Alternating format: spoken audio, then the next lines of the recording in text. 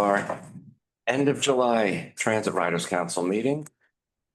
I believe we have a quorum now, so can we get an approval?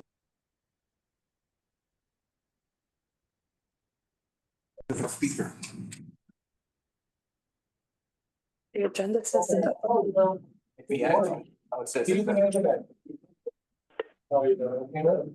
Hi, this is Trudy. I just want to make sure that I'm getting through. You're here, Trudy. We got you. What? Thank God. It's only taken me 15 minutes. Okay, I'm going to put myself on mute now so that I don't bother you. Thank you. Okay. How about and you know my number, 212, the number that appears. Yes, we see it. Yes. Okay, fine. I'm putting myself on mute now so that no noises. Thank you, Sarah. All right. How about the minutes? Can we get approval of the minutes? Make a motion to approve. Second.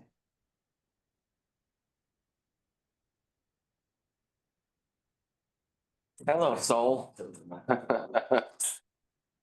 I'm gonna leave the fair things for the end because which is great news because they are pretty effective where they've been implemented. Now the M100, the M42, and the BX5 are going to get ACE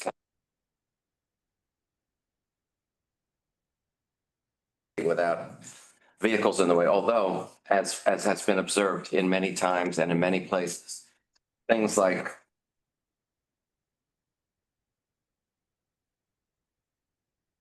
all the food services and Amazon and everyone, they just consider the fines they get as a cost of doing business. They're not going to really change their habits, unfortunately.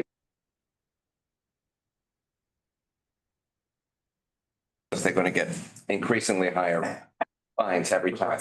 Yeah. So, but the people that FedEx, all of those.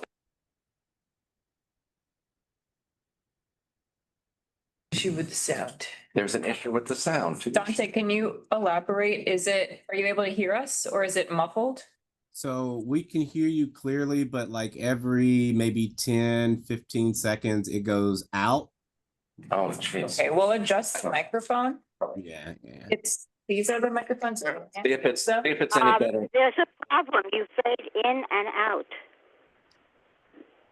Wow, that might be a connectivity issue. Try dialing in. I don't know if anybody else who's on this is having that same problem, but it fades in and then out. I'm just doing it this way for the last couple of years in this room. So Okay. I'm not Yeah, we sure. have without issue. So I don't know if you're seeing in the chat, but many of us are saying the same thing. So it might be a connectivity issue, but all of us who are remote seem to be experiencing that problem. Great. Let me see if I can reset the audio. Just Thank you. Yep. See there, it just went out right there. Yeah. No, now it's okay. Well, we don't know. No, I'm telling you, I'm remote. I'm remote, and now it's okay. When you turned it up. It's also remote. turning off the Zoom microphone, then I'm going to turn it back on and.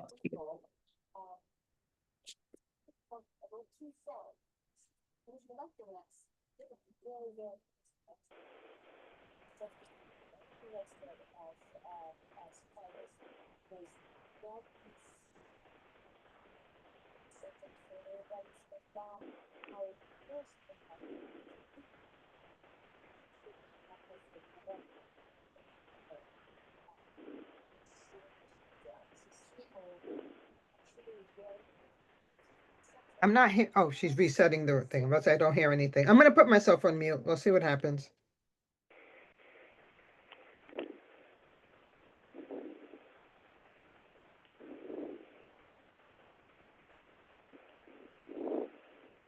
Can you hear us now? Yes, is that better? Is it staying on? No, you're fading in and out. I think Okay, now your it's- microphone is being gated when multiple people are speaking. That's right. When multiple people are speaking, that's what happens. Everyone in the room, if we could all please try to be quiet, and then on Zoom, everyone please mute when you're not speaking. Thank you. Because it will pick up the sound from other. and then we can try something else. Thank you. Okay, to continue, 65 stations are going to be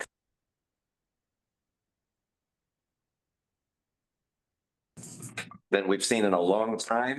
And after that, 271 of the 472 stations will be accessible. Hold on, Make it- it's still happening.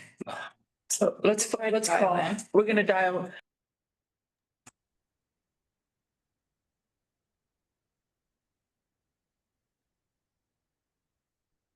That one is the one with all the speaker webs. Okay, This one? Yeah. yes, so we need to just, do this.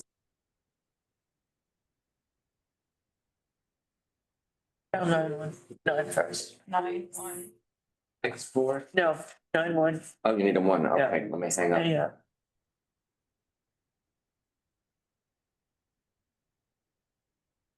558 8656. Well,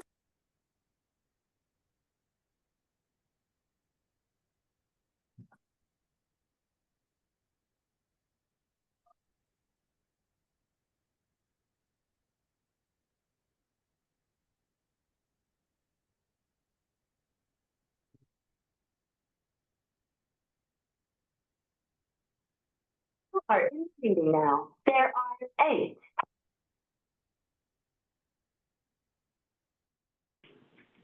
Okay, can everyone hear us now? Does Okay. this sound I better, can. folks? It's low, but we can hear you. Okay, now we can use, so now this will be the microphone. So if you can speak directly into this, and then just Yes. address on that side. Okay, we're gonna resume now and hopefully everybody can hear. Hopefully. So as I was saying, 65 more stations are going to become accessible in the next capital program, which will give us 271 out of the 472, which is getting there, obviously. And I went to the press conference that was recently held at Franklin Avenue, Medgar Evers College, which Dante is very happy about. Yes. We got somewhere, Dante. So that station is amongst the next ones, as is 190th Street on the A, Fordham Road on the B and D, Grand Avenue, Newtown, and 63rd Drive on the M and R, and even Botanic Gardens on the Franklin Shuttle, which is part of Franklin Avenue, Medgar Evers College complex, are going to be made accessible. And they told us also that Grand Army Plaza is coming along as well. So at least the Eastern Parkway area will be getting some accessibility, so that's great news. 100 stations are going to get platform barriers by the end of this year. I made a point of asking because, as you know, it's very tough when you have more than one car type serving a station because the door alignments are not the same. And Demetrius made a point of saying they have inspected every platform and every car type that serves every platform that is scheduled to have barriers, and that they will meet the needs of everybody.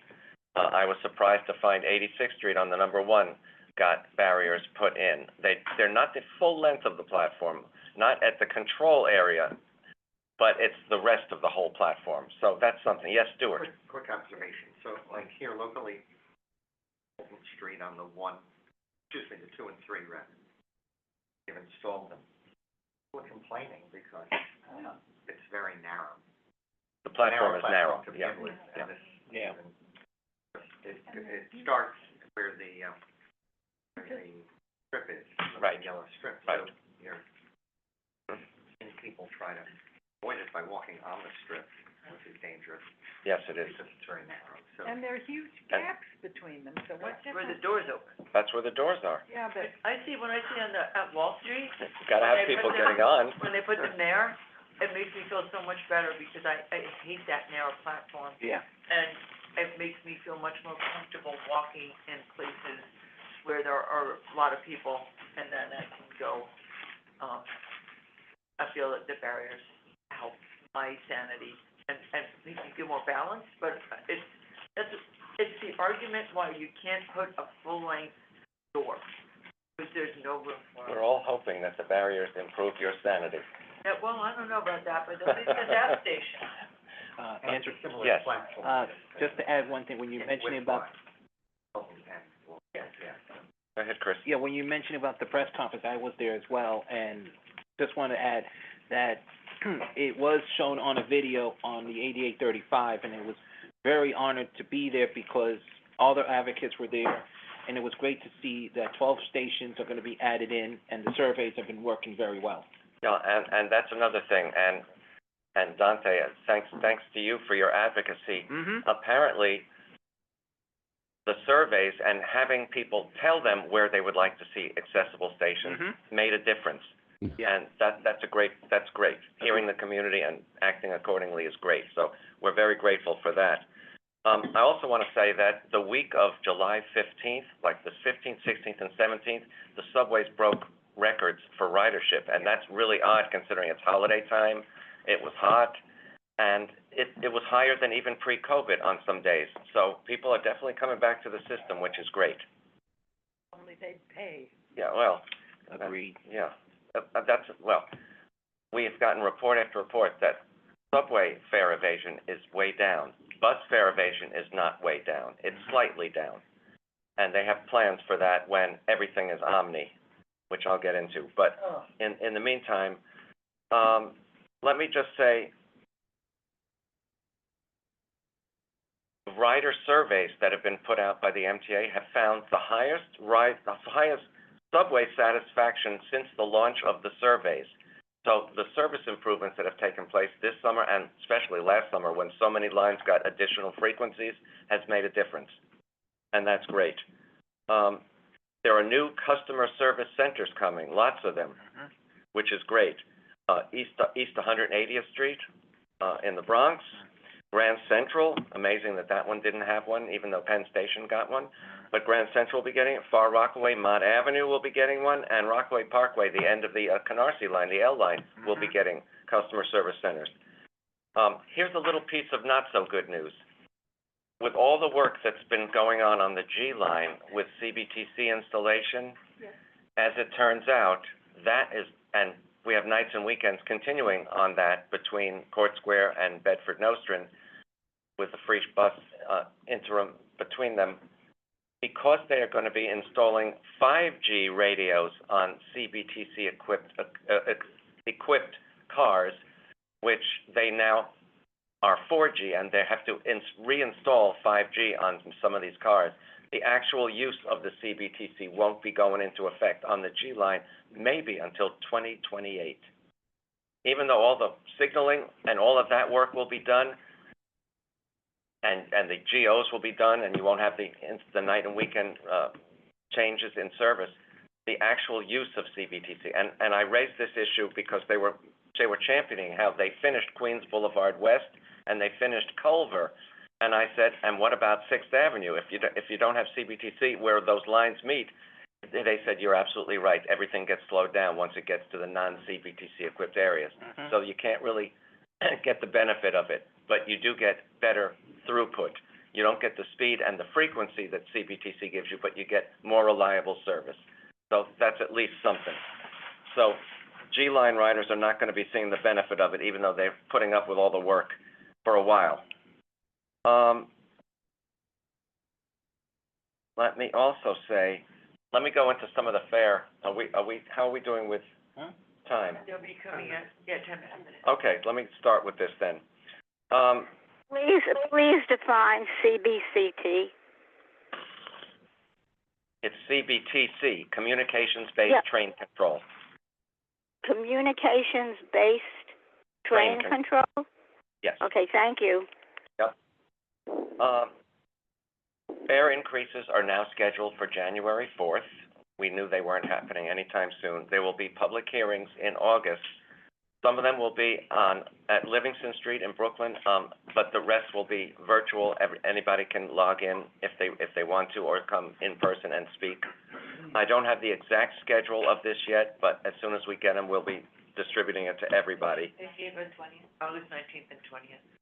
Yeah, but I don't have the times and the call-in stuff and all of that. And the But we'll get that. public comment portal's open now. Right, you can leave a comment if you wish to now. So, obviously, you've all heard the fare is going from $2.90 to $3, which is not horrific. And the fact that fare capping is going to be automatic is going to help with that. So, you know, you might be paying a lot less per trip depending on how frequently you travel. There'll be $36. Well, let me see. $36 for the 12-trip fare cap, as opposed to $34, which it has been. But that's still a great deal. City ticket peak is going to $7.25 and off-peak to $5.25 from the 5 and the 7 that they were. I have requested and asked and begged for a weekly city ticket with free transfers to buses and subways. That is not happening as of yet. Fare capping on. Yeah, or fare, yeah. Reduced fare tickets will now be available 24/7, where you couldn't use to ride on the morning rush hour. You will be able to, finally, something this organization has been asking for quite a long time. There'll be a day pass for unlimited travel on the commuter train, so people will likely not be buying a round trip if you're going and coming on the same day. Just buy this day pass, you can travel as many times as you want on that day, which is great if you just want to go back and forth a million times, but certainly it's good for a round trip. Discounted too. It is discounted, yeah. Train time customers who buy a 10 trip will get an 11th trip free. And things are going to be happening to the train time, especially for commuter rail riders. You won't have to activate, that will be automatic. It will be good for 4 hours. People were beating that or just waiting to see if a conductor came around and maybe they'll ride for free. If they don't, that's not happening anymore. If you don't have an activated, which it will automatically activate, you have 4 hours. So if your schedule changes, you still have another, if you decide you're not taking that train, you still have 4 hours to use it. So It's not, you won't be able to buy a 10 trip. If Right. you take 10 trips within 12 days, 14 days, then your 11th trip is free. yeah, so that's great. And there's even going to be fare capping on express buses for the first time. So you like that, right? Well, I don't know how often you travel, but that could be good for you. I got it. Yeah. They said 7 days, but the bus is only 160. So it's technically, if you 5 days commuter, Right. your last trip on your 5th day Saturday, would yeah. be technically. But it also applies to subways and buses, they said. Oh. Yeah, they said that that $67 also applies to subways and buses. That's very helpful. So that, Yeah. thank you. Okay. Connecticut has asked for and will get fare increases on their portion of Metro North, starting on September 1st of this year. They also are scheduling another increase July 1st of 26. That's for travel wholly within Connecticut. I made a point of asking if you're riding, a train from New York to New Haven, you're not getting the increase from New York to Port Chester. The increase will start at Greenwich to New Haven on the line. So that's where the increase will be there. Of course, starting in January, the New York portion will also have an increase, but it won't be as high as Connecticut's portion. So those are some of the fare things that we've just learned about, and there's already some pushback from the mayor, who's urging his members not to vote for the fare increase. This actually, in the financial plan we got yesterday, the MTA has been doing great work, cutting expenses, combining projects to save money and get them done more quickly. They have found ways for each agency to save hundreds of millions of dollars, and in the out years, the 28 and 29 now, the deficit that is predicted is far less than it was earlier, and it starts much, much later. And because of all of that, we are in a far better position than the SEPTA system in Philly, CTA in Chicago, and several California systems, and even the DC Metro. which Jano made a point of mentioning also. So, I don't know how you justify, we've been preparing for every other year fare increases, small ones, unlike what New Jersey Transit did, where they waited 15 years or something and then did a massive increase, and did not adapt any, like the Turnpike and Garden State Parkway tolls to the New Jersey Transit system. They didn't do that. They didn't look ahead, and now they're fighting a battle to get back. So we are fortunate in that respect. The PCAC has been in favor of this because this goes to the operating. Everybody's saying you just got congestion pricing. Well, that's for the capital. That's not for operating. We need a consistent, good, and people returning and paying, and we will be getting in 20 stations a variety of the new turnstiles that were previewed when the Blue Ribbon panel on fare evasion gave their final report in Grand Central. We all tried several of them. Those of us that attended that presentation, we tried to beat them. Some of them could not be beaten. We tried every which way. So hopefully those are some of the kinds we'll be getting and testing out. But the more that we get from fares and support from city and the state, the better off our system's going to be. And right now, we're in the best shape of any transit system in the U.S. So that's really great. We're in a good place right now. And Our guests are here. Our At the guests are perfect time. I will say also, tolls are going up, oh, indeed, more than fares. they are. But congestion pricing, toll will not go up. Right. That will increase according to the schedule that the governor had laid out, at the time that she paused. And speaking of the governor, our speaker that was scheduled for today, for the IBX is not happening because there's going to be a celebration, some point soon, for the kickoff of that project. That governor has been a huge supporter of that. That will connect 19 subway lines and 17, they said 19 the other day. I think 17 plus 2 railroads. Yeah, maybe that's why they said 19. But in any event, it will go through subway deserts for sure and give people lots of additional ways to travel. I know that people frequently say, you know, you only have the G train that goes between Brooklyn and Queens. Well, that's ridiculous. You have the J, you have the M, and you have the A, which also go between Brooklyn and Queens. But this will definitely go through some deserts and make things easier. Because you go through Manhattan on those other ones. Yeah. No, you don't. No. Oh, no, but. Not if you're starting in Brooklyn and going to Then Queens. you have to ride the J. Yeah, but Andrew, these Jake The starts view is great from the J. You know, if you climb all those stairs. All right, well, Exactly. let's not keep our speakers waiting. Howie Levine, Senior Accessibility Officer, is with us, I believe.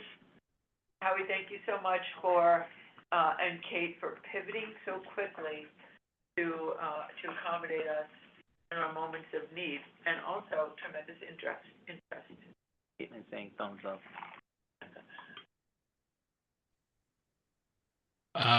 Much appreciated, Andrew. Can everyone hear me? Just want to make sure. Oh, yes. Wow. Perfect. Thank you for having me, and happy to pivot, happy to be with everyone here.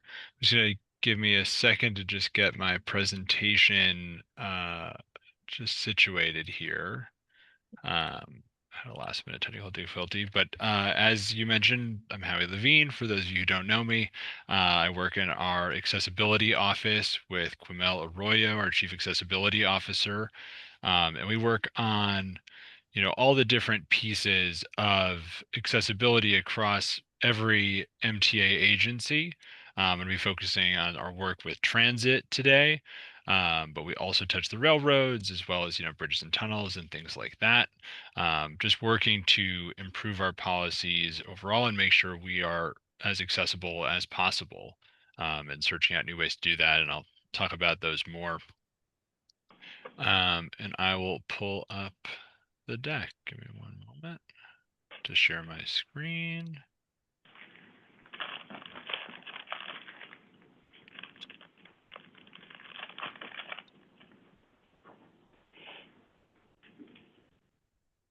All right.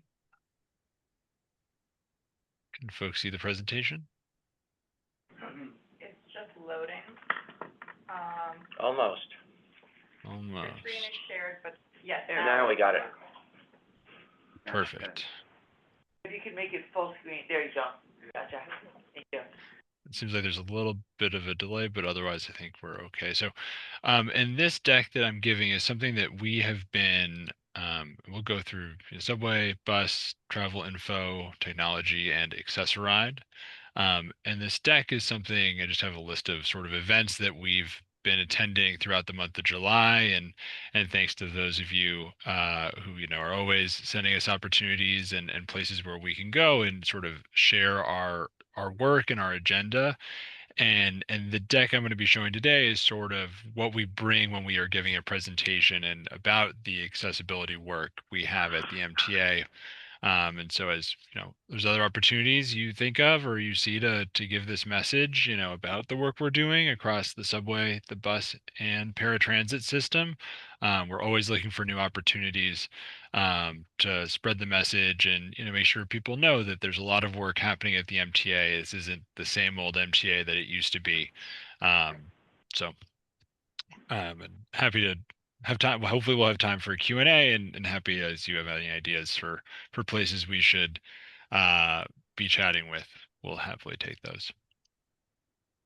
So, just to start off, our vision for New York City Transit, is that all three modes, play a crucial part in accessible transportation. That, as we make our subway stations more accessible, as our bus system, we continue to iterate and improve on a system that's been accessible for folks in wheelchairs for a few decades at this point.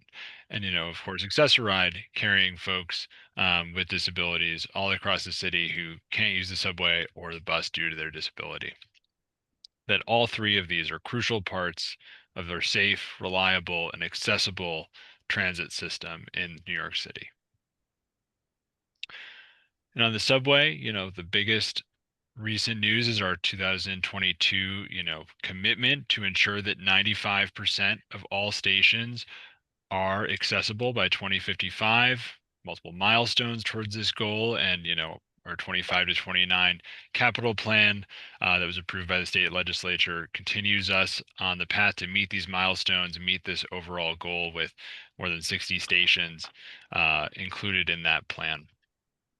And to step back a little bit just to see where we've been and sort of the progress we've been making. And for those of you who watch board, this will look familiar because Jano, when we give this presentation, Jano likes this presentation and sometimes he likes to give it himself, and he did at board.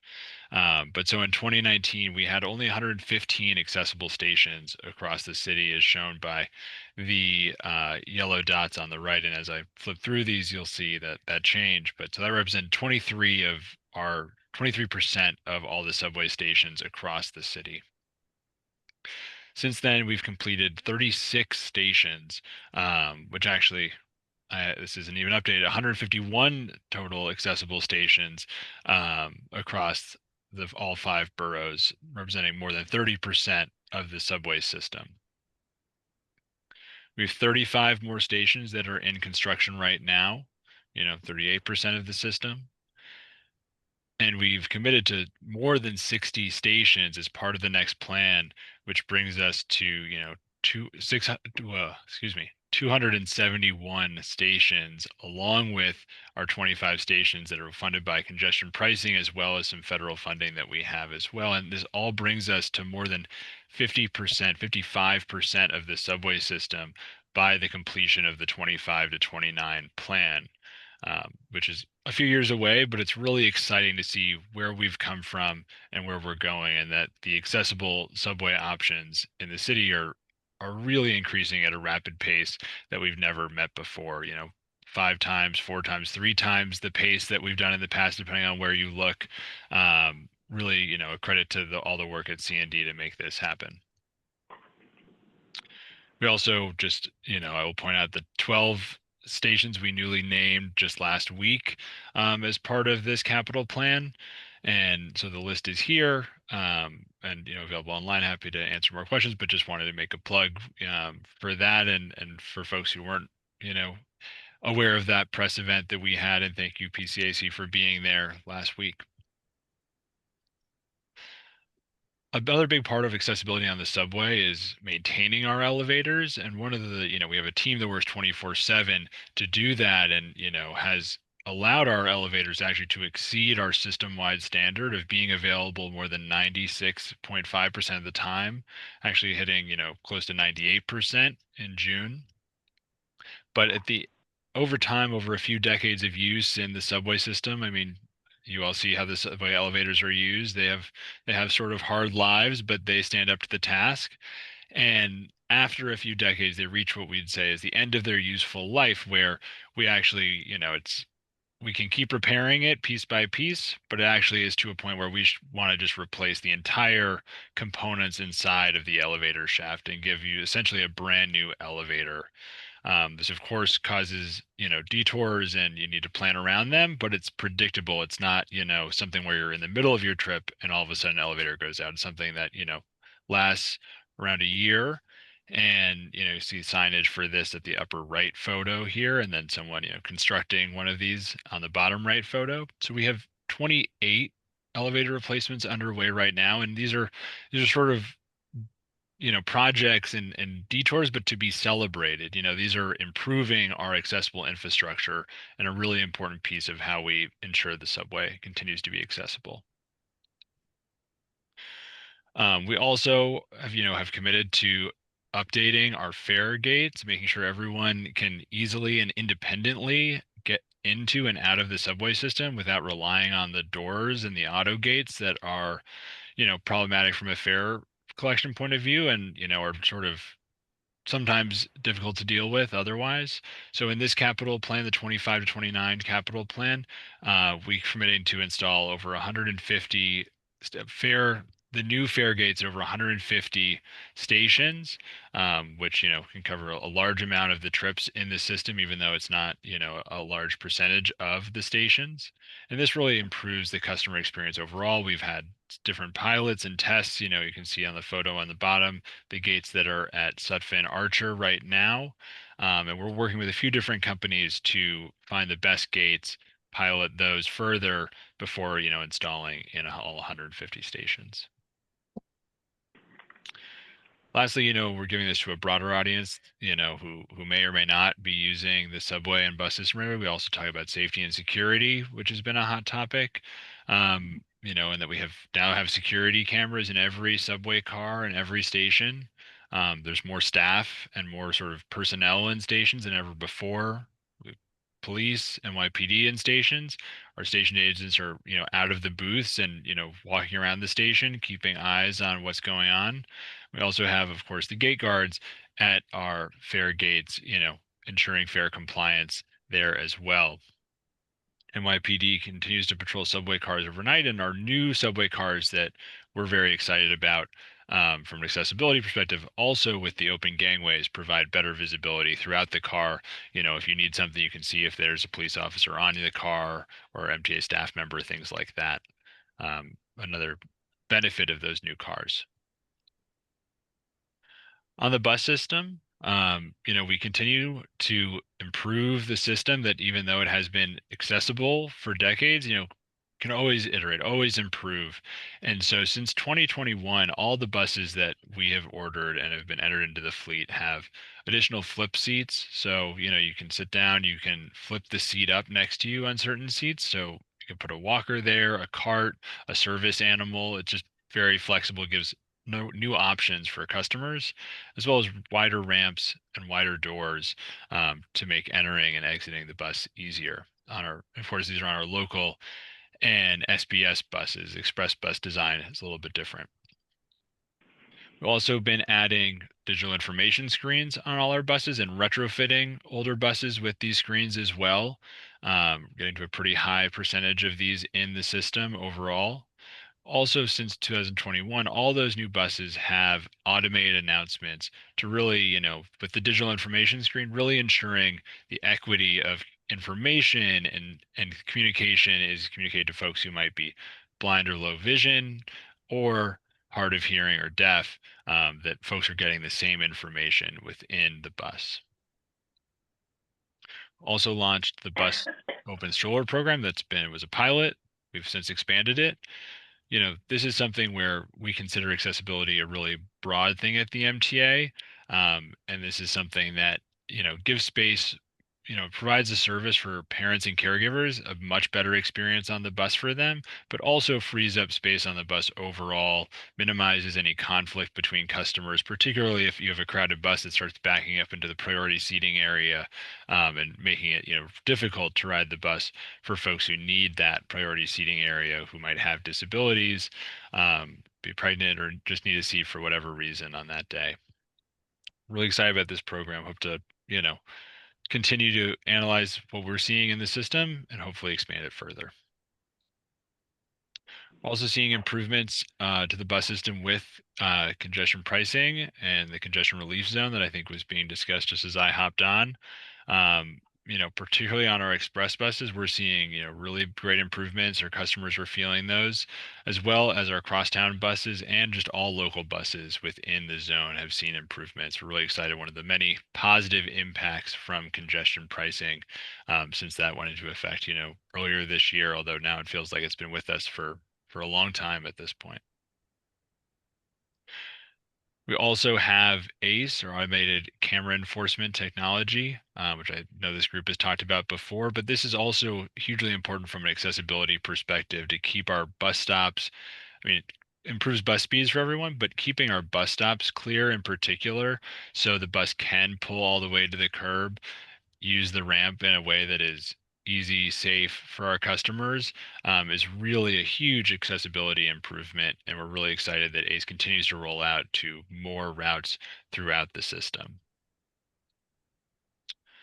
On the travel information and technology front, we have a number of tools that help folks who plan their trips. First and foremost, our elevator and escalator status webpage, where you can check before your trip any outages, anything that may change your plan for your trip. And you can do this online. You can do this within the MTA app. And you also can set up real-time service alerts. So if there is an elevator, for example, at your home station that you use for all your trips, you can set that up to alert you anytime that elevator goes out of service or has a change in status. And that could be over email or text as well. And so an example of that text message on the top right there, and a screenshot from our elevator and escalator status page below that. We also, have the MTA trip planner, of course, which does, and just the image of that on the right, which does reflect elevator outages in real time. And you can just select an accessible trip there. MTA app I mentioned, and of course, we've improved our signage in the subway system to have elevator outages listed there at your station. And the overall, accessibility of these screens is improved greatly with the contrast, with the size of these fonts, and just the clarity of the information for what trains are arriving and when. We also have a few new technologies that we continue to pilot or expand. So Navilens is something that we've also talked to this group about before, but we continue to see great results from these colorful codes that you can scan. And if you are blind or low vision, can read out to you in an audible format, the wayfinding information where you are. We now have them on 6-line train cars. And so if you scan that, it will tell you exactly where the train is going. Which is really helpful. We've seen it, it can have, when there are service changes and a train might not be going where it's planned, that's updated in real time in Navilens and is a really helpful tool for our folks who are blind or low vision. It also has the ability to translate this information to over 40 languages, and we're seeing a lot of usage actually for folks who are not blind or low vision, but just want to see this information in their native language. And so really excited about another example of how accessibility can really benefit a really broad array of customers, in ways that you might not expect. Convo is a new app that we are piloting that provides real-time real-time ASL interpretation for customers. You just scan a QR code when you pull up to one of our service windows, things like that. Our staff does not speak ASL, but when you scan that QR code, an ASL interpreter comes up who will interpret your conversation with our staff member in real time. And a really exciting app that we continue to pilot at stations, in the subway as well as on the railroads. So Accessoride, I know a number of Accessoride customers in the group, but just some basics that we sometimes go over depending on the audience. Explain what it is. It's available 24/7 every day of the year. Reserve trips 1 to 2 days in advance, and a shared ride program, in our dedicated vehicles that look like those at the top photo, as well as in taxi or for-hire vehicles as well through some of our broker contracts and other modes, as pictured on the bottom. We're seeing record ridership on paratransit and on-time performance, and I think those two things are absolutely related. As paratransit continues to improve the reliability, customers are seeing it, and they are showing that they're seeing it by the number of trips that are being booked. We're seeing ridership up 20% last year, and we're seeing it up another 20% this year, in fact. So a really big demand and a strong sign that Accessoride has improved, and all the improvements that have been made under Chris Pangolini's leadership and now Rachel Cohen's leadership are really being felt. And actually seeing improvements within the congestion pricing zone as well on our Accessoride trips, another good sign for that program as well. Some of the initiatives we have at Accessoride, include the My AAR app, giving customers the ability to book their trips, without needing to call completely independently, on your phone, on the web, which is a really exciting tool, just giving folks other options and more independence. We also have added the ability to request a taxi authorization trip through paratransit, where you book your own paratransit trip through a taxi or for-hire vehicle provider of your choice. You pay for it up front and then submit the receipt for reimbursement to Accessoride. It does give you a little more flexibility on time of day, things like that. But really exciting to add that to the app, and we continue to build out more functionality and make it more usable for the variety of things that customers might call our call center for. Although, of course, the call center, particularly, we have a same-day dedicated desk there for folks to submit questions, get an agent in real time if they're having any issue with a trip. We also are rolling out Omni on Accessoride, which is going to replace, all of the Accessoride IDs and Accessoride Metro cards that are in the system by the end of the year. It's account-based. There's no validators in our vehicles, whether that's dedicated vehicles or broker vehicles. And it is, able to be tapped on the subway or bus trips, just as you would any other Omni card. And so it really combines what before was 2 cards for folks who had a Metro card for fixed route trips on the subway or bus into now 1 card. Really exciting benefit. You also don't need to carry cash if you don't want. It remains an option when you take paratransit trips, but otherwise, you can link this right to a credit or debit card in your account, have it pulled directly from there. So no need to carry that exact change anymore. And so we're really excited about that development as well, and continues to roll out up to the end of this year. Oh, and I guess that point came later. And that is sort of the deck, and with that, leave some time for questions. Yes, Stuart. I have a question. Howie. The presentation referenced that there were the 28 elevators that were aged that were going to undergo, upgrades. How many more are left that are aging out?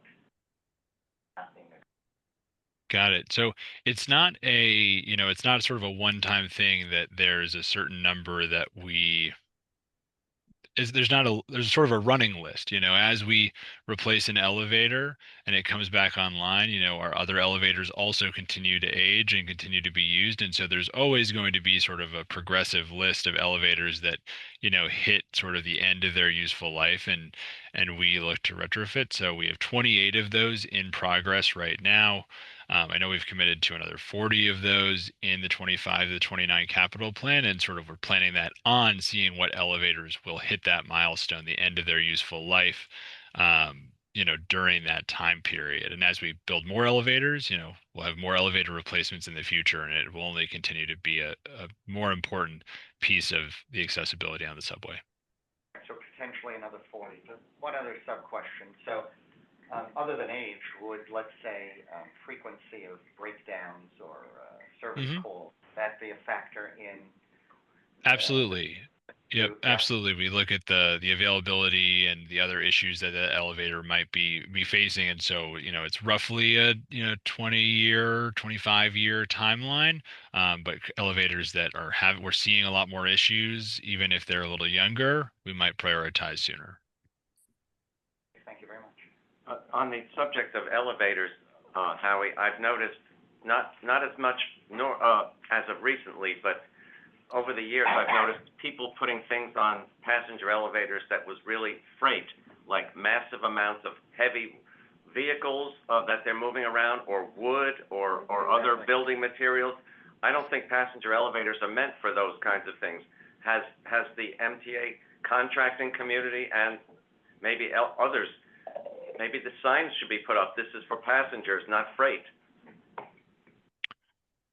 It's not, and it's a good point. I've seen it too. I don't think we've seen it widespread enough that it's causing an issue that we've identified that is really systemic, but it's something I can definitely ask our E&E team and double check if that is something that maybe they are seeing that I haven't heard about. But it is fair. I've seen people carry all sorts of things on the subways, including in the elevators. So. Yep. Kalia. Hi, Howie, it's Kalia. I have a question for you. Do you plan on expanding Neverlands past the 6? I think it would be beneficial to everybody to use this app. Yeah, we continue to monitor. And do you have a time frame of when it's going to be rolled out past the 6 line? I don't have a timeline for you, Kalia, and we are, sort of continuing to monitor its usage, and are actually not even quite finished with the full install yet. And part of that is stations were under construction, come back online, then we'll install it then. And I don't have a timeline. That project was funded through the federal government, and so we do need to identify, an additional funding source for future expansion. It may be something we'd fund ourselves, but we want to see the usage, do the analysis, and then make the case for, expansion further. So why isn't it considered part of your accessibility plan? You mean, oh, so it is part of our sort of accessibility efforts overall, and it's just something we continue to roll out. And in this iteration with this funding, we've rolled it out in new ways that we never have before, on train cars. We've never done that before. It's also going to be on buses. And so we continue to sort of expand the usability of it and test it out in new ways. And then I think as we continue to do this, we'll continue to get the results, and then I think push it even further as we get positive results. Thank you. Lisa. Thank you for the presentation. It's great. You've come a long way in the 7 years I've been here, and it's really terrific to see. I believe when we were at Eastern Parkway that it was like the mystery date for the next 6, or the question mark for the next stations that were going to be named. Were there an additional 6 stations, I think, that are getting accessibility at subways? Am I making that up, or is that? So, no, absolutely not. So, you're absolutely correct. We've named 55 stations of the at least 60 that'll be in the 25 to 29 plan. I think right now we're probably going to hold naming the last pieces, and as opportunities arise, we want to leave some flexibility there. Different projects throughout the city, particularly things through zoning for accessibility, for example, where a developer might be doing, a piece of a station, but they can't do a whole station or something like that, where we'd maybe want to have the ability to do that project all at once instead of having it sort of piecemeal and things like that. And so I don't think we will name those until a later date, probably, and maybe as other opportunities and things arise. Okay, just to follow on that, were there some that were in the list that, groups, including ours, submitted that, weren't able to be done in the first tranche that could be considered for this, that are, either in the current zoning for accessibility map or in the, hopefully expanded zoning for accessibility map? So there certainly are stations that have been named, and of course, every station is a part of zoning for accessibility in terms of, we could get an easement at that station if we need it. And in terms of the bonus opportunity where a developer could actually build part of it for us, there are a few stations that fall in that catchment area, particularly in, Lower Manhattan, downtown Brooklyn, but not a lot. But we do look at that and see if there's any opportunities. But part of it is, some of these stations we don't want to wait for. We want to, do them. And if we have a developer who could pay for it, great. But there's no guarantee with the way zoning for accessibility is structured. It's not required by any particular lot or developer or things like that. It's if they're interested and they come to us or when they build. So Okay, great. And then if I can have one last, the P3 contract, that was, I think, 11 elevators, it's either 11 or 13, that was in November a couple of years ago. mhm. Is that, working well, and do you foresee using a private-public partnership for the elevator construction as a, way to progress the projects, better, in the better, faster, cheaper model that, meets the needs of, all of the communities that are involved? Yeah, so I will have to get back to you, Lisa, on what the progress update of that contract is. Because, I think the concept of, the same person designing, building, and then maintaining the elevators makes a lot of sense. And I think we want to look at the results of this contract before we do it further. But I think we're probably only in sort of the first phase of that right now, so it's probably too soon to say how successful it's been. But let me follow up with C&D and see if they have any further thoughts to share on that. Thank you so much. Go ahead, Chris. Hi, Howie, it's Chris. Chris. Long time no seek. Howie, also with the Netherlands, I know we're still doing a survey. Am I correct still? Mm-hmm. Yes, because if you see on the screen here, I have the survey here. That's about code, which we are, been doing with, as I'm on their part of their committee, not just community outreach, but on signage committee. We're just encouraging people to do the survey and ideas. So that's one thing I know, that we've been doing surveys, and I did that today as well. The other thing, Howie, with the Accessorize doing the online stuff, we know that Accessorize did update their screens, because for people to set up their Accessorize. That's something we've been updating also, because I know the Accessorize committee as well as the signage committee, because I do have the brochures here with me where I was this morning, giving out all this information. So I have the combo and the Netherlands here too, Harry, so I got you back on that. Perfect. Thanks, Chris. No problem. Sharon.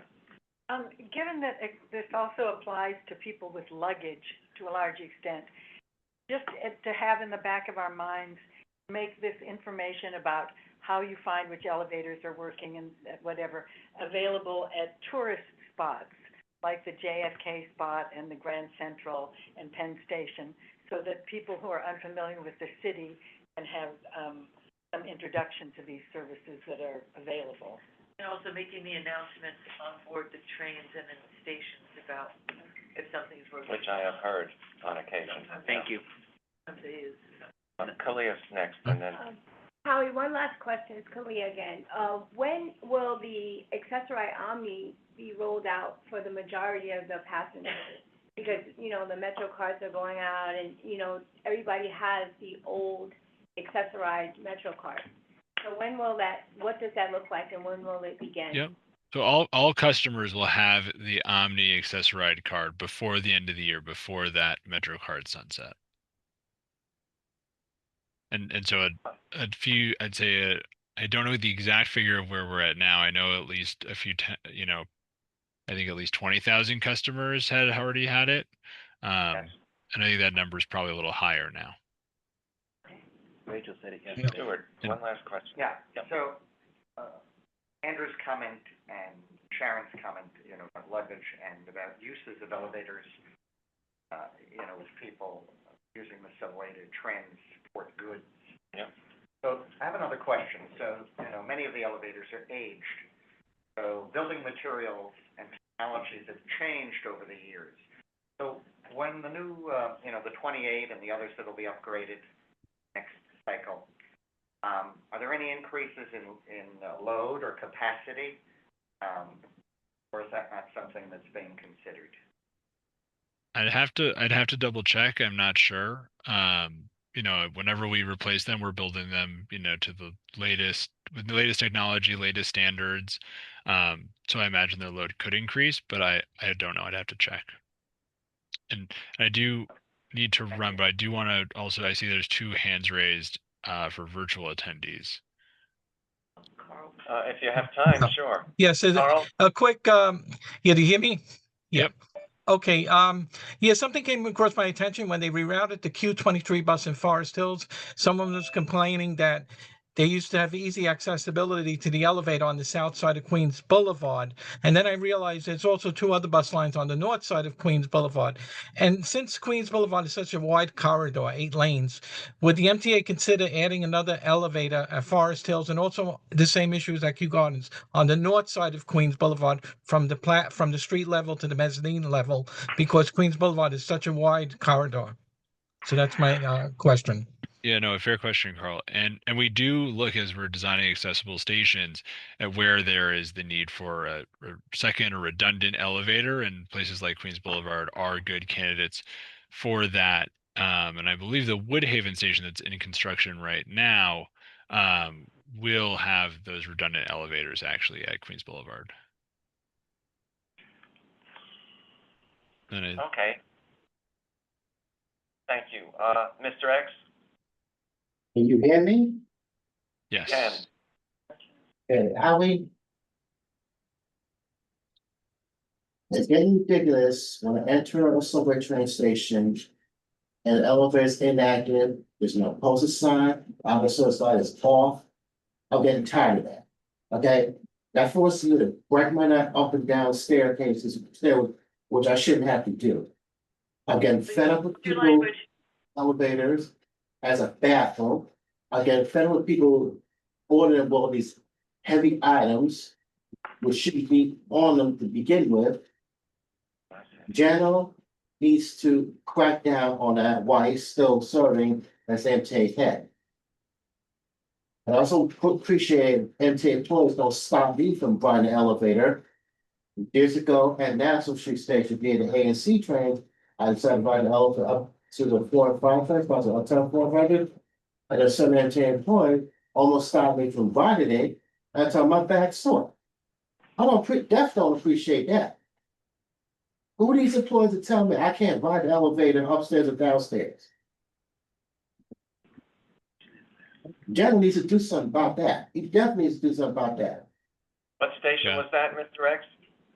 Years ago at Nassau Street Station via the ANC trains, I decided to buy an elevator upstairs, possibly upstairs to the uptown 4 and 5 trains, and a certain MTA employee almost stopped me from riding it, which I didn't appreciate. We It got should it. be- Thank you. It should be Yeah, good thanks. if you count for style on it. Let's put it that way. Thank you, Howie. Mr. I will take that feedback back. Thank you. Thank you very much, Howie. Thank you, Howie. Been great. Thank you, and hope to see some of you soon. Take care, everyone. Thank you. Thank you so much.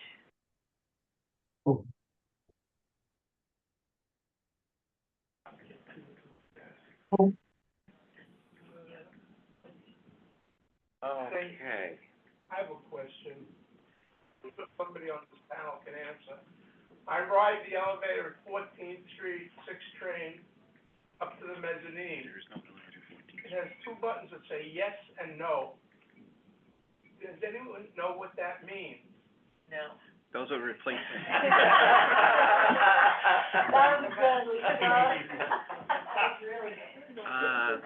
The answer is that elevator's gonna go out of service anyway, it's dying. It's done. Which one is it from? 4, 5, and 6 stops at 14th. Union Square, yeah. And there's an elevator in the middle of the platform that I take upstairs. Yeah. It has the numbers, what floor, up and down. And then it has the buttons, yes, no. All right. What does that mean? That may have been if you need assistance or something. There's questions in other places, and you have to hit one of those. Yeah, but, let's go take a But we'll ride. look. Good guess. It's a great question. Well, there's one problem, that elevator's going out. But it is. But that's I think a sign that led you to believe, that led you to press one of those is missing. But that's just a segue to follow up on your point and Mr. X's point that if in fact we really want to prolong the life of the existing elevators and the new ones that are being enhanced, you'd have to look at the subway code of conduct, and I don't know if it actually, I don't know this point, but if it references the transport or carrying of certain materials. You certainly have people who are tradespeople that'll roll their luggage type tools, right? But I think to further it along, maybe that's a recommendation we would make if there is no prohibition, to clarify certain sized loads or packages. No. We'd have to think about it, but I don't know if was at Columbus Circle once, and somebody was putting unbelievable tools, like from a major construction job, in this elevator. right. And it wasn't built for that kind of weight. Okay. All right. I mean, I will say that you see all sorts of things on the subway, and there are in some ways, people will walk up and down the stairs, and then in some cases, people will take advantage of the elevators. Yeah. And in some cases, you see people taking the stairs instead of the elevator when they could easily take the elevator with their baby carriages and their children, and the elevator's working. And I think that what we have in many cases in the system increasingly is a language barrier, with signage that's not necessarily in as many languages as there could be, and announcements that are. And I know that I point out elevators to people who may not understand the announcements. Clearly, you're going towards the stairs with very, very heavy strollers and Lots of several children. people avoid them because they're so slow. They, they're also, Yeah. may not know that they're there. I've seen them go, oh, thank you. They just don't. At 125th Street. Andrew, just to answer the question, the elevator that he's talking about, because I just looked at my end, it's the street level elevator, and that's going out of service at the end of August. That does not answer his question. But the buttons are actually on that elevator. We'll find it. Yeah, because I remember, because I was with the Neverlands group, and up, the Y means street level, down means mezzanine level. I translated that into. But that's not, why doesn't Not what it mean means. street level. I'm just telling you what we saw and the MTA accessibility team saw. All right, can you take a picture next time? Yeah, I was trying to, but it didn't come out clear, so I have to redo it again. Or I'm gonna take pictures and send it to everyone who I have emails for. Okay, or even just me. Thank you. Okay, I think we're ready to move on. Awesome. Your report, Lisa? I'm up, okay. Yep. First of all, today is Intern Appreciation Day, so I'd like to thank our interns. Everything that you've done, they have contributed a lot to the work that we do and to rounding out our small but mighty team. That's IAD, isn't that an airport code, I think? Yeah. And helping to really, put out some high-quality, top-notch work, out of the office to how many, like 3 reports in 5 days or something like that. Ridiculous amount of, real good quality stuff that is, recognized by our peers and by other advocacy organizations and elected. So thank you for what you do and for what you will do in your future. So appreciate it. I'm gonna, let Brian and the, team who does the actual work talk about the actual work that we've done. I'm gonna say that yesterday at the board, I did testify, as we do in support of the, incremental, anticipated fare increases that as we do. I actually looked back on testimony that's been on our website about fare increases going back since long before I've been here. And basically took snippets of language from different testimonies that we've done. The only time that I could see that we called for, standing strong, with no fare increases was 2020, during the pandemic, when, in fact, there was none. But, we called for there to be just full increases and no fare increases. So, we recognize that really great, Richard Ravitch, as part of his looking at the, steady operations of the organization, any transit agency, that there needs to be a regular funding source. Yeah. So, I was watching the news this morning and I saw, actually a reporter explain the difference between operating and capital, Finally. which was great. And then they put on Charles D'Souza and I was like, oh. It's like, oh, credibility.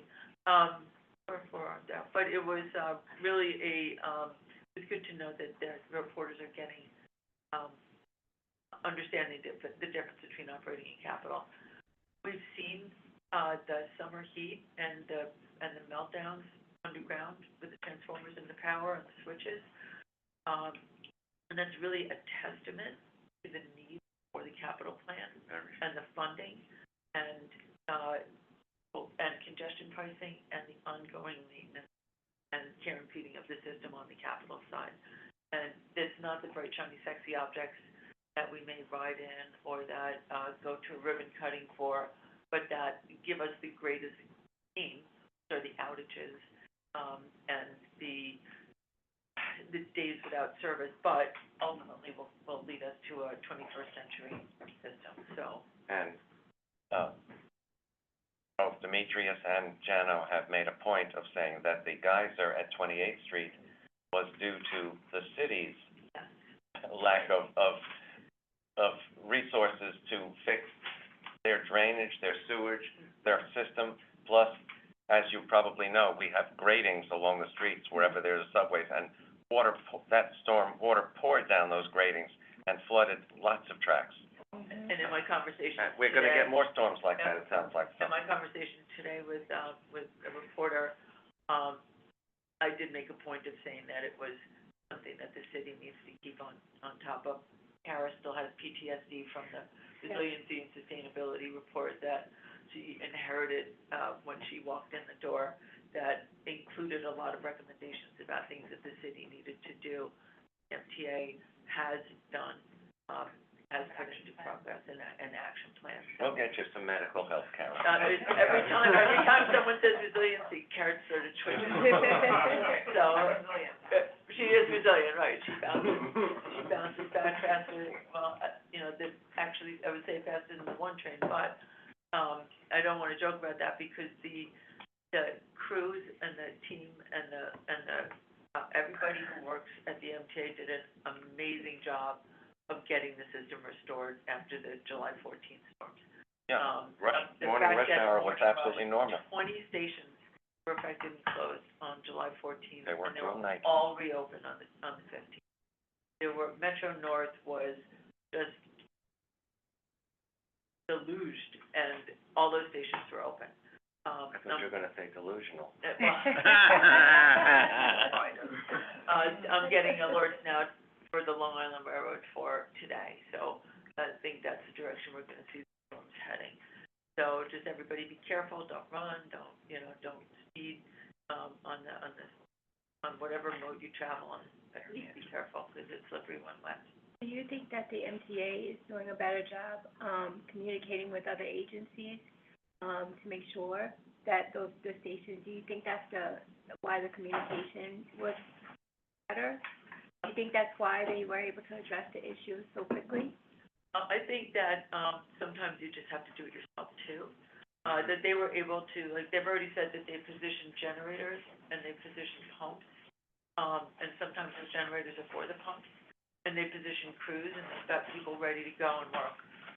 So that if there is that flooding, that they'll be ready. You know, it's up to the city to clean out catch basins. There's a place in my neighborhood, there's two in particular that always flood. I don't know, I've never seen those catch basins. They're right by the Sabbath train. But,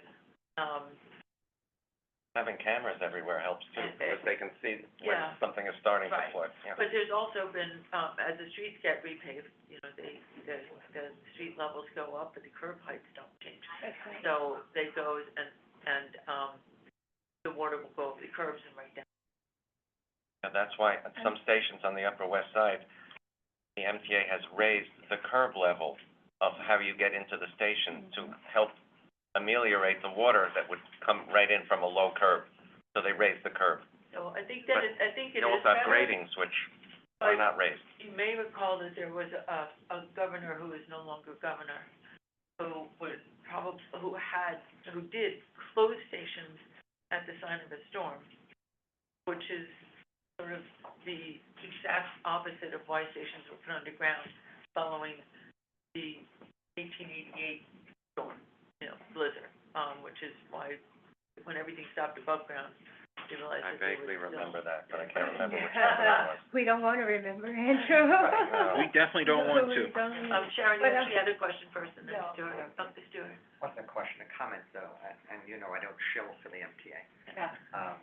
But on a macro level, yes, they are doing a better job because they're participating in the New York City emergency management conversation. So when they're steering committee briefings on a weather event or whether it's a rain event or a heat event, they're definitely talking to their city partners in a large forum in a macro way. So they are communicating, whereas they really didn't always consistently participate before. And I'm on those calls, so I hear them and they're engaged. As the storms got more frequent and stronger, that had to happen. Well, They should have been doing it anyway. yeah. Yeah, but they're definitely present. Yeah, And good. At Yep. a macro level. Absolutely. At a micro level, that's, Right. that's I think work in progress. I think it always helps to have leadership that is operational, Yes. that has operational experience, Absolutely. and that's what we have. So Agree. leadership that lets the operational people do, and that starts at the very top and works its way. Glad to know that they didn't just say, hands off, not us, it's not our problem, It's their problem when you see videos of riders get trapped underground. Right? As a wheelchair user, it's really a big Yeah, scare your for my, testimony was very powerful yesterday. really scary. Absolutely. Yeah.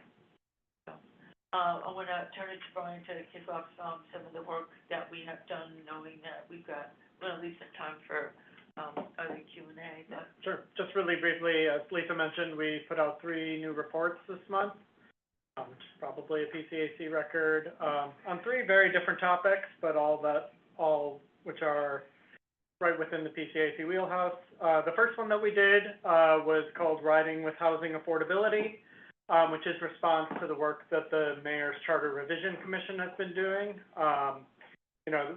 We've been pushing over the last couple of years now to make sure that housing conversations have transit front and center, and that transit conversations have housing front and center, because we know how important the two are to making the city more affordable. So Benji took the lead on putting together some recommendations in response to the Commission's preliminary report. Benji, do you want to talk just really briefly about what our key recommendations were? Yeah, the Charter Revision Commission, coordinated or brought together by the mayor, focused on addressing housing affordability in New York City. According to their initial reports, they had very little conversation on transit and how critically important transit is in expanding affordability for housing for all New Yorkers. So that report basically injected transportation into the housing conversation, recommending a comprehensive plan to understand how housing and transit could work specifically here in New York City. expanding zoning for accessibility, so if a housing development comes up that's, you know, more than like 100 feet away from a station, they could still, provide funding to, accessibility projects, amongst other recommendations. But it's a short and sweet little report about how transit is critically important. And it also piggybacks some ways on the report that, you've heard Benji talk about, that shows how many additional, new MTA riders would come in and the revenue that could be raised with the changes in the zone. And the commission put out 4 housing-related recommendations that will all be on the ballot in November, in addition to one to change the timing of local elections. The second report that we put out was one that Henry briefed you on already, our BRT report, BRT for the boroughs, which was really exciting. We did an exclusive with Barbara Russo from AM New York, who came out to Queens with us and took a ride on one of the new Rush buses with us, and we talked about how BRT could look on Northern Boulevard with her, which was really great. And since that time, Dave Colon has written about it for Streets Blog as well, in conjunction with another report from People-Oriented Cities on the same topic, which is terrific. So we're very excited about all the discussion and energy around making buses faster and more reliable for the people who really need it. I think that that's going to be a conversation that we want to be a part of very, very directly over the coming months. So Henry, anything you wanted to add about your report or some of the reception that we've gotten? Sure. I think that in the next couple of months, we're going to advocacy groups, hopefully other people internally within the MTA, but also people in the city as well.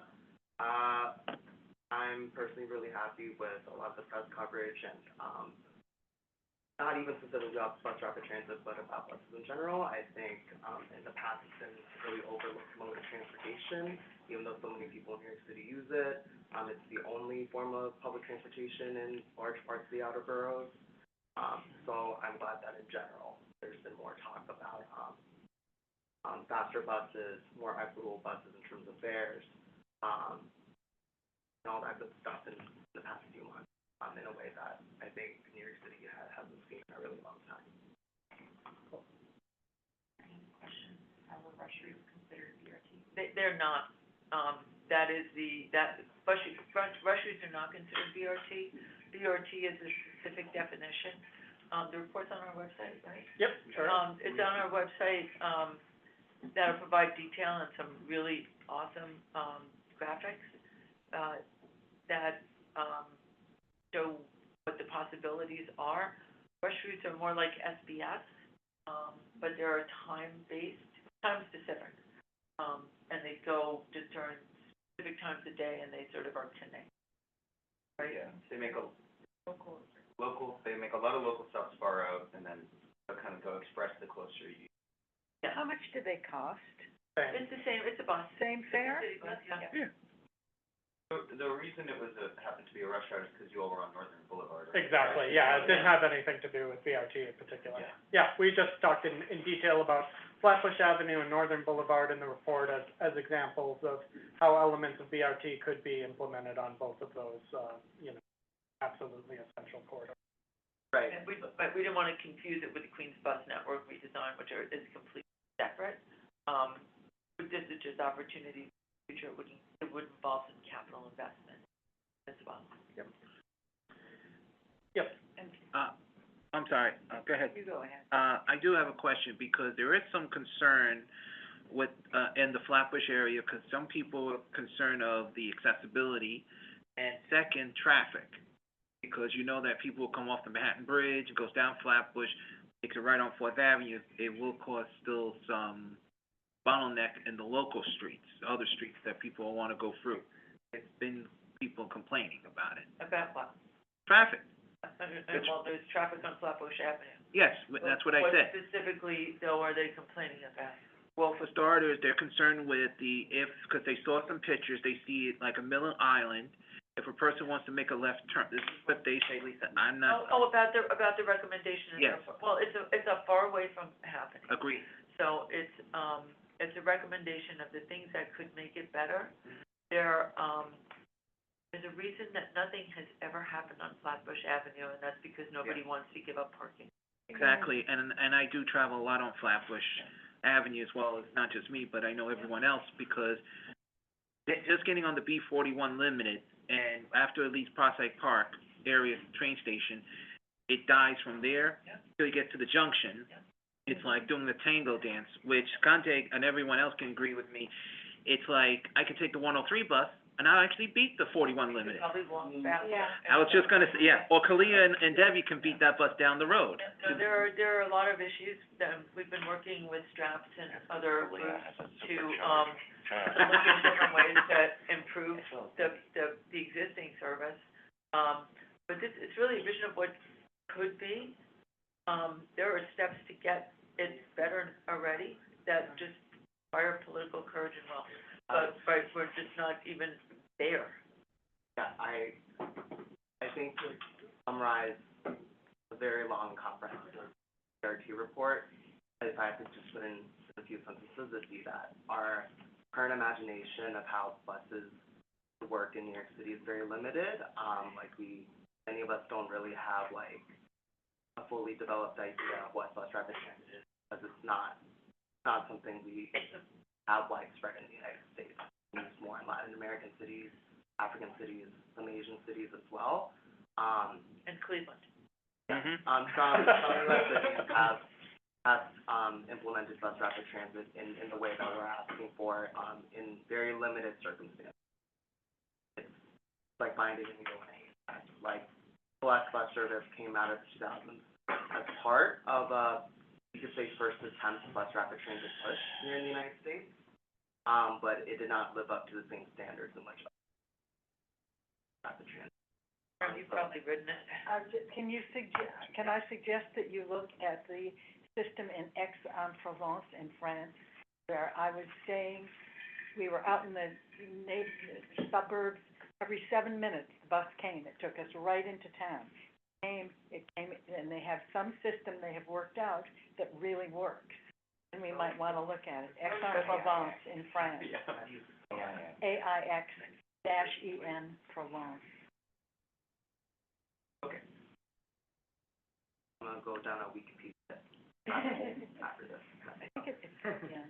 So when you gave your report earlier, talked about the concept, I remember mentioning that there was a proposal on the North Shore of Staten Island to use a right-of-way, which was like the closest in my mind because it's dedicated right-of-way. Have we heard anything more about that gaining traction? So yesterday at the board meeting, a very promising, rising sophomore at Manhattan University, which used to be Manhattan College, actually spoke about how they would like to see light rail happen there. Right. But we can. We have said that too. Yeah. Right. So in this guy, in his lifetime, maybe. In these guys' lifetime, maybe. But if we're In ours, right, but if we're interested, I'm gonna convince you to go back to heavy rail. We've spoken about light rail there, We need to restore the North Shore. oh, Stuart, absolutely. because if it went all the way over and went over the Bayonne Bridge, which was always prepared to have a rail line on it, it could then connect with the Hudson Bergen light rail in Bayonne. Right. It would be very useful. They'd have to do something. We, right when I started, we submitted testimony in favor of the Study they Yeah. were moving forward with or something like that. I wonder where that is. Probably right there. There was kind of. I know, maybe Kate knows, but I think it's probably still, somewhere. But we're not hearing bus momentum. We're not hearing it. Yeah, no, I think it's probably in the study phase still, but we are. Also very different kinds of bus rapid transit, like converting an old disused airline bus service, whereas the PCAC report that we just released was more street running bus rapid transit, existing riders of local buses. Both can be useful. They're just kind of different. Oh, Kate, it was about, the status of the North Shore of Staten Island study, and if you know where things are. I believe the last time it moved was into the 20-year needs assessment, but I can double check that. Thank you very much. Mm-hmm. The third report was, the Omni survey. Yep. That, I think many of you participated in. Yeah, thank you for taking it. Thanks for sharing it with family and friends. We appreciate it. Yeah, we launched that survey, as, you know, the MTA is phasing out the MetroCard at the end of the year with sales ending on December 31st. You know, to take a temperature of how riders think the transition is going, things that can be improved, and what they really see, as far as, you know, future enhancements, what they would like to see as part of, you know, a part of a greater Omni, environment here at the MTA. So we got about 400 responses. We had an exclusive that ran in the New York Times, and got press from a number of other broadcasts and print outlets following that initial story. Sarah, do you want to walk through a couple of the findings? Yeah, definitely. Yeah, so we found generally that people are positive about the transition to Omni. We asked people on a scale of 1 to 5 how they feel about it, with 5 being the most positive, and overall people gave it a 3.43 out of 5. With 54% giving it either a 4 or 5 out of 5, so that means people are open and happy about the transition. But unfortunately, there were a couple of bumps in the road.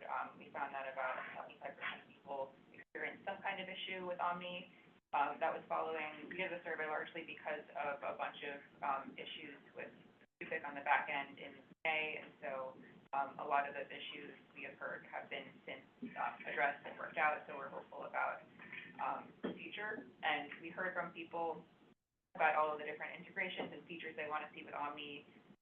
Some of the most notable ones include making sure that you're able to immediately see when you tap with Omni whether you hit your fare cap, how much balance you have on your Omni card, similar to the Metro card, how it tells you when it expires or how much balance you have. People want to know immediately granted or. I raised that yesterday, Thank you. And Jesse seemed to indicate that we would be getting those things Very, very soon. very soon. Without having to have any counts, that Right, we'll be able to you have to see be able to see how many rides you have Yeah, left. it sounds like they're moving towards that direction.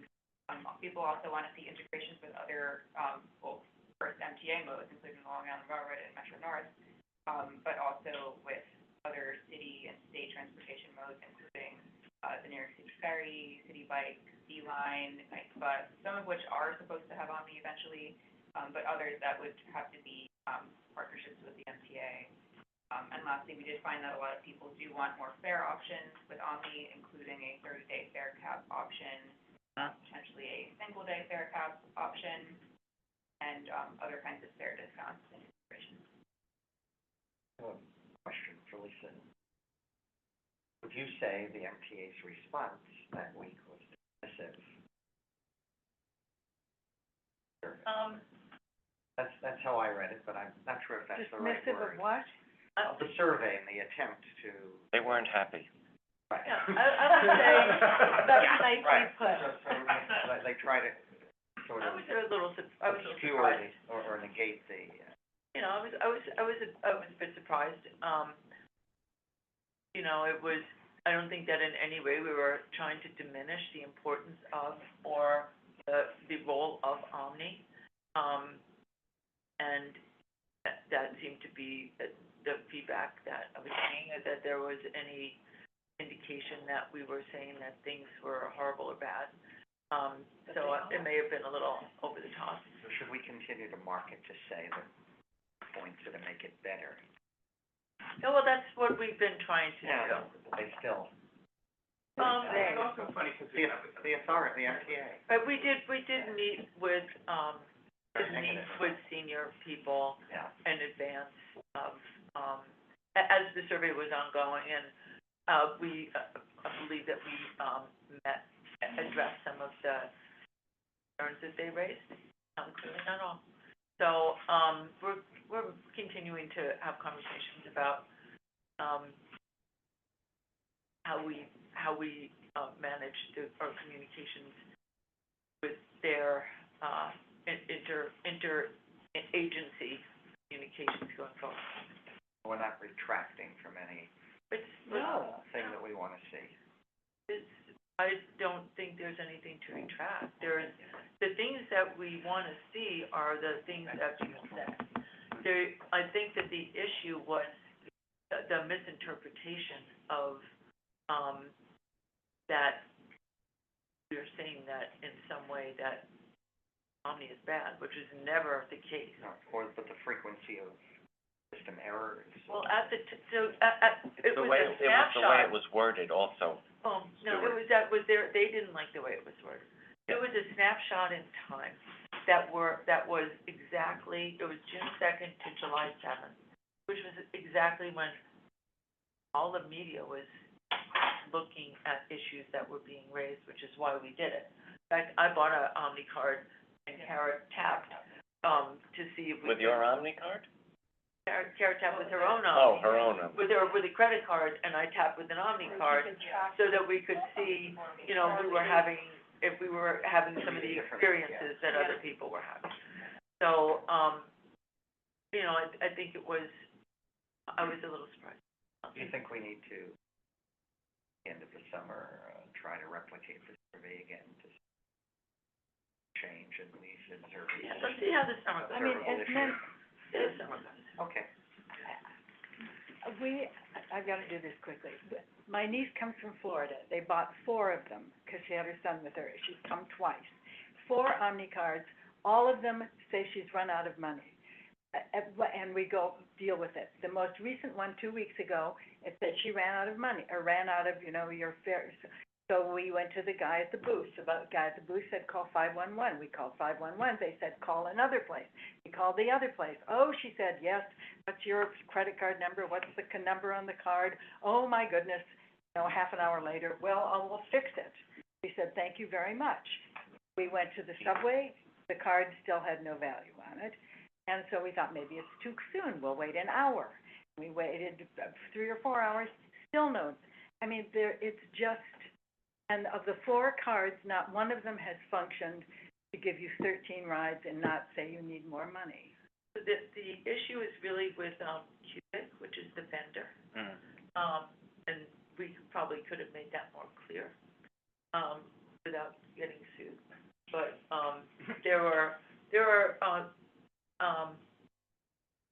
we have a responsibility to represent the riders, and they have a responsibility of contract management. Yeah. So they're not off the hook. That's why I said if personalized experience and others that we hear, maybe we want to replicate it. They're aware that Cubic has had some issues when your charges get posted, when they show up on your account, and those type of issues. Cubic had issues even with MetroCard. Yes. And what's the preferred vendor? issue is how it's said and who's.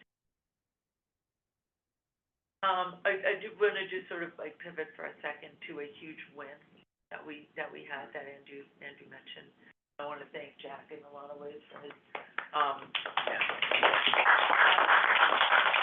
wouldn't call it stick-to-itiveness, or pain in the nakedness. His Pain in the nakedness? Nakedness. Oh, okay. But his really staunch advocacy for getting so many elected officials lined up behind the senior and disabled Medicare eligible fare AMP loophole closure. Yeah. Say that once fast, right? Yeah, say that. But it's something that organizationally we've been fighting for years. But the fact that it was passed in both the Senate this year and the Assembly last year, or reverse, and had so much legislative interest, and so much attention focused on it, is really in large part due to Jack. So thank you. And the press release that we put out yesterday, which we haven't gotten yet, we'll make sure we get out to you today, included a quote by Andrew Stewart President. So, and Jack got that also. So we've got some strong champions on our side there. So, you know, people know who we are and what we do. So whether they like it or not, here, Permanent. right? It's in our name. Yeah, but it's you know, the work is very important and it does get results. And sometimes you gotta break some eggs to make an omelet. And I walk in very proudly to the office down the hall and see the articles that are on the wall from before any of us that show all of the work that has gone into making the system a better place.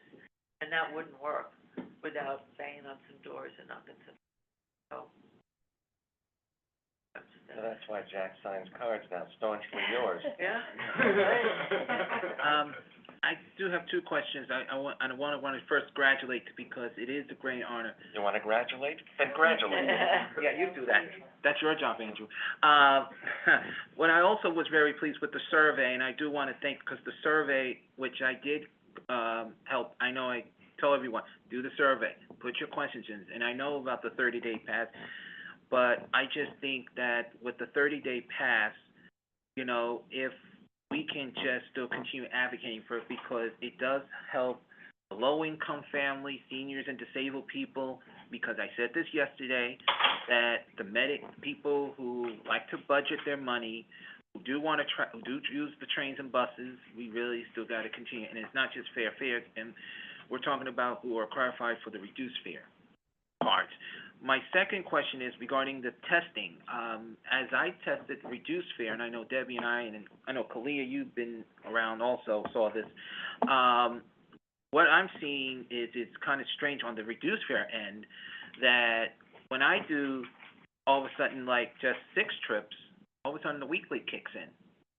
So it's something that the testing. The fare cap. Yes, exactly. The fare cap, you're correct. It is something that it is strange, which I said, okay, so I got a weekly, let's go. Then when it ends, 3 days later, I get another weekly. Does it charge you full fare? Reduced fare. During the 6 days? On my reduced fare? Yeah. Reduced fare. That would be half. That would be. But it doesn't charge you the full amount and then after half the time go to, fare cap? It's strange, it went back when let's say if I didn't use like a certain amount of trips, all of a sudden it goes back. So when I went back, and I know how much I put in, let's say it went back, half of it went back. It was kind of strange, but I wasn't complaining because at least it's balancing the budget. But I'm just saying is if we're going to do anything with more Omni, we just need to have more education in the community areas, because what I'm seeing is a lot of people, doesn't matter if you're senior or disabled, everyone is still confused because it's strange on the reduced fare end and it's strange on a full fare end. And when it comes, you know what I'm saying? It's a mess. Thank you. See, It's really a mess. Much easier, she said it. But that's teamwork. But that's actually. This is 4 times 34 she's had to pay extra. Yeah. Because it didn't kick in, and you can't get it back. Did she actually walk into a customer service center? Yes, I was with her. Okay. We went, and then they say, oh, well, that was I'm sorry, we phoned the customer. You didn't walk into it, okay. Well, we did walk up to the guy who is supposedly the guy in your consumer help booth. You mean customer service center? Yeah, your customer service, and he says, call 511. Call 511, they say, call someone else. They're supposed to be able to help you right there. That's one of the issues. Well, none of them Omni did. has its own customer service line. It was pretty overwhelmed. Yeah. At times during June, people had hour-long waits or longer. Yeah, Was that in June? it took 45 minutes, and Yeah. we still didn't get the money. Was that in June? It was 2 weeks ago. That's July. Yeah, when we did the And she's got one right now, and yesterday it said, you are near the end of your fare balance, or something. That's because she's in Florida. No, she's here on the 6th, and she's supposed to have unlimited rides, and it said, you're near the end of your fare Well, balance. it's unlimited only if you signed up and your card rejected. Yes, she even put my nephew's on her credit card, so it would be on a credit card, because first time she bought it. It's a mess. Lisa? I have a question. Yes, please. You know the accessori Omni, MetroCard, they open the lift gate, they open the gate. How are they gonna address that issue with the Omni card? The Omni, it said it would work on the subways and the buses. It will open? It will open, 'cause mine isn't open. Yeah. It's been a problem also. I'm sorry to interrupt, but there has been as I spoke to Rachel yesterday, there has been reports of cards are not activating. So there is a problem, and this is something that a lot of them are not reading the letters, and I know everyone can back me up what I'm saying but at the same time, it's not just a letter. If the card is activated, it's supposed to work. Problem is we're seeing that there is some still glitches in the AAR Omni card still. And the only thing I'm gonna say is I think we just need to watch. Well, I think there's still, a pilot, right? It's stopped now. Just because Debbie was on the pilot, as well as Kalia and Michael Ring if he was here. The problem was it was suspended a little bit, then it came back, but now they're giving out each month 1,000 cards each month. What we're hearing is a lot of people, and this was today as well, the card, they told them to go to a customer service center or reduce fare. None of them understood that issue, which until now reduce fare is helping them to recharge it, but then we find out the card is not activated until you call eligibility, which is not in the letters at all. So it is an issue that I should bring that up to, I did, Rachel, Howie. and Howie and Rachel are aware of this issue. It's been brought up at the Actor Accessibility Committee, which, it is being worked on. If Michael Ring were here, he'd tell you his description, Yes. Yeah. I knew you were gonna say that, even Debbie agrees with me on So that. Marisol has, brought up if there is such adding more enforcement on buses. So that was raised yesterday. Yes, it was. And did you wanna? Sure. When the switch is complete and there's no more MetroCard and everybody is paying with Omni, they're going to be sending fare inspectors and the Eagle team, but also fare inspectors to buses, and they will be able to tell when your last tap was, just by examining your card, whether it's your phone, whether it's your credit card, or an actual Omni card. They'll be able to tell that. Whether there will be enough of them to enforce the fact that bus fare evasion is really high is another matter, but they will be out there for sure. Right, the proof of payment. Now, my question was, does that mean we're gonna go to all-door boarding?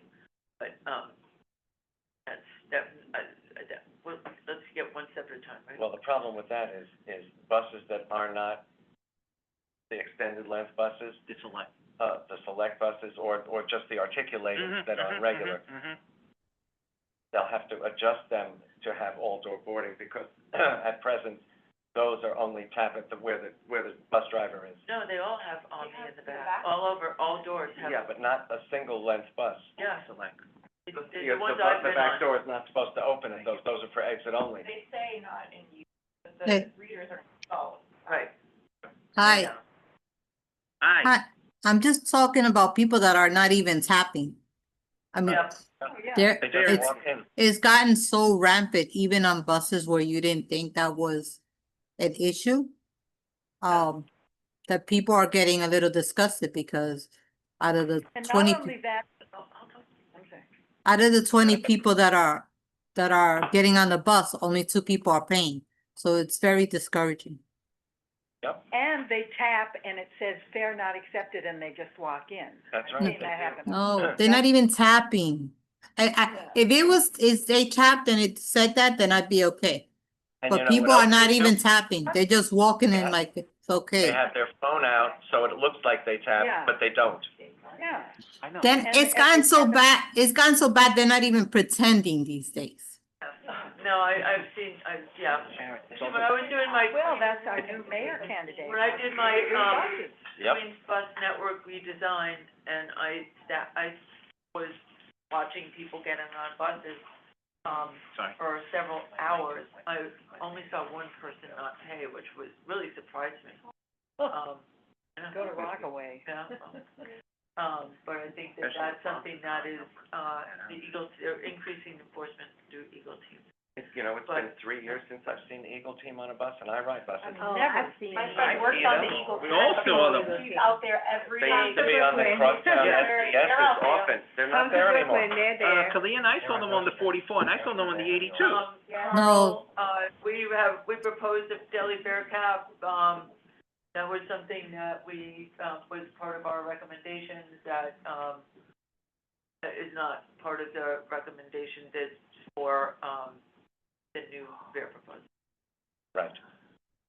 Right. unless you ride 12 times in a day. Right. And I'll check my. We ready for old business? How many of us use Omni cards? Like Right, are you now. asking the physical card, or do you use Omni via your phone? I'm just, how many of you, I just want, I use it you're with in my card. you're sort of the disability. I tap with my husband. Regular ones? I tap a credit card for my husband. I have two. She has two. I You have have two to also. You have to. I have a reduced fare, but my reduced fare, I have my picture on it, just says RF. And my accessory is the only one that has my picture on it. Whereas you know that when the accessory, the Metro card, reduced fare, or seeing your pictures on that. And also, because if you have accessory, you have to have a separate accessory card. Marisol uses, her credit card also. Thank you. Accessory, I won't have my credit card. So, So, okay. We're trying to figure out what's causing this. it's because they were, initially they were overwhelmed, Exactly. with the amount of people who were transitioned at once. 80% are tapping now. And they were bringing over like 1,000 people a week. Especially. But if you buy a card Yes. on Monday, and that's the it's not that her credit card rolls over, or she uses her credit. An Omni card, they buy on Monday, and 13 rides later, it's expired. Buy on Monday and first use on Monday? Yes. Okay. So I bought I And bought this has the happened $34 Yeah, for a week. yeah, that's what she's done 4 times, and 4 times it hasn't worked. Yeah. And that's why I'm asking, is other people, I mean, I wouldn't know this if I didn't have somebody doing And it. did she go in and create an account? She registered her credit card, whatever, She did that. but she goes and buys a card at the machine. You can specify reload when it gets below a certain, But she's only here for a week, and then she's gone, so So she should, doesn't have to she be should there. just tap her credit card. And then it will add up on 13 on your credit if you card. keep using the same card. Same card Okay, yeah, no, I understand that. Well, Or we'll try watch, that next time and see if or a that phone. works. But you should be able to buy a card and have Should. it work. You should. Okay, do we have other old business? Yes, Stuart. On the fare evasion at one of the meetings, I mentioned, Fordham Road, did the authority ever get back, looking at that, north end of. B&D Fordham Road? Yes. Correct. They took notes, They did not get back to us yet. and the other item was the data, did we update on? They still have not released any, they still have to be broken down by the hour for each station data, but we have not figured out how to aggregate that, and neither have today. But we did mention it on the call we had, the open data team, yes. Are they amenable to moving it forward, or are they amenable to that one? It's the kind of thing that, like, they release metrics in a more digestible way recently, but it's aggregated by mode, so it's like all of the subway ridership, they even have like path and New Jersey Transit on their MTA metrics page, but they don't have it broken out line by line yet, or station by station. And so my request is let's keep trying, at some point we'll have to do. I would say these are data people, so they like data. They wanna see the data. They're not, So do we. yeah. Exactly. Right, so are we, so do we, so are we. You don't wanna manipulate. But they're, they're not blocking the, they want it. It's just, It's not a they need priority. to, like, if I knew how to code in a professional way, I'd be able to do it, it's just like, It'd be a different job. But it's just the way that they, I think it's just so much data that it might even like take their metrics portal down or something if they were showing it line by line, but it's really, the data exists, they just have to want to present it in that way. They can give you a file to manipulate. Another. Yeah, I have to, it's the aggregation is the issue, 'cause it's like a 3 million row Excel sheet. Aggregation, aggravation.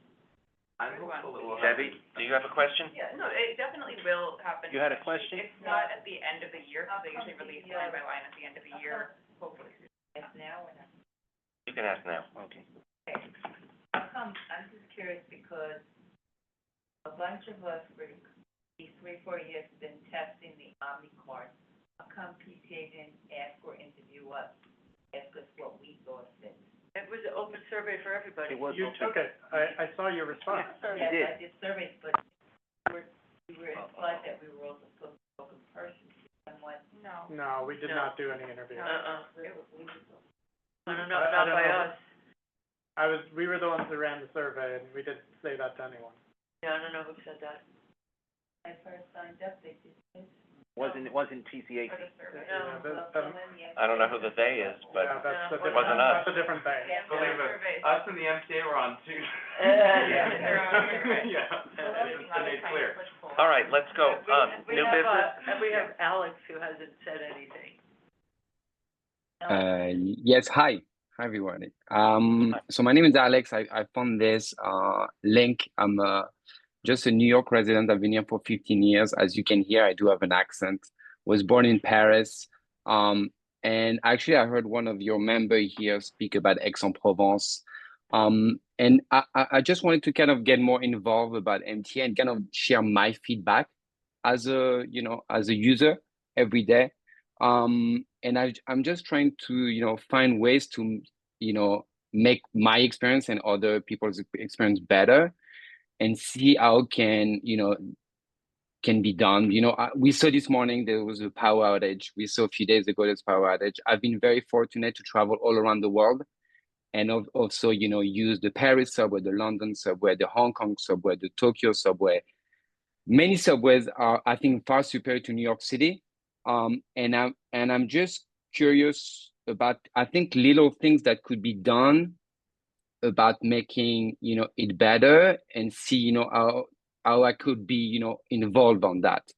And maybe I can kind of mention what I have in mind, if that works with you. But every 3 or 4 days, I hear about somebody is being struck by a train, right? And there's always delays, right? And nobody talks about doing platform doors or doing like they do in the rest of the world. The rest of the world also close the subway at night, midnight or 1 a.m. to 5 a.m. In New York, we feel like we need to run 24/7, but then we have very dirty station.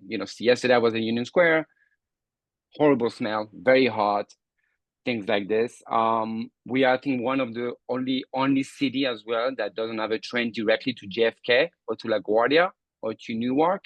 And I think, I've been here for 15 years, and I pay taxes, we all do pay taxes. And I just, it's hard for me to really see any improvements. Not your fault. I'm just sharing my, my feedback because it's getting, I work in real estate. Every day I'm on my feet. I'm trying to get to the subway because I got to, go to meetings like everybody has to. And now I'm just being pushed to actually use the e-bike because I cannot rely on the efficiency of the MTA. And after you have the 6th train, it's going to run express instead of local and things like this, right? So it's just very close to my heart because I don't know why. I love trains. I love urban transit. And I feel like in New York, we do have an old system.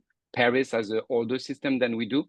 But, Paris, I left Paris 18 years ago and I went back 2 weeks ago for vacation. And we have 7 new lines. We have driverless trains, right? Like we do have JFK. I just don't know. I just feel like few things could make, I've also read an article 2 days ago about CBTC, right? The communication, that the G train and the L train, they actually need to update now because it's not 4G, 5G. And you're like, sorry, I was not on the call earlier. So, I'm like, well, why can't we use maybe, I don't know, Asian or European engine, like, I don't know, people that do that, have been doing that for a long time. Yeah, go ahead. So we'd love to talk to you about this. Our time is growing very short here. We're going to put our email address in the chat and use it to reach out to us, and we're happy to talk to you. Our email's in the chat there. 100%. I appreciate it. Yeah. Thank you. Excuse me, Andrew. Thank you. I do have new business. We gotta leave. I know, but can I say my new business quick before we adjourn?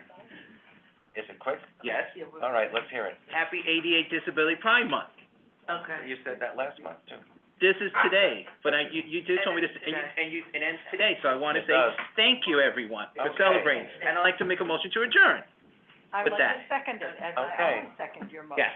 Thank you all. That's all we wanted. You like the way I said it, Nancy? Short and sweet? Very, Very good? very good. Thank you, sir. That's all I need. Alex, you can check out the,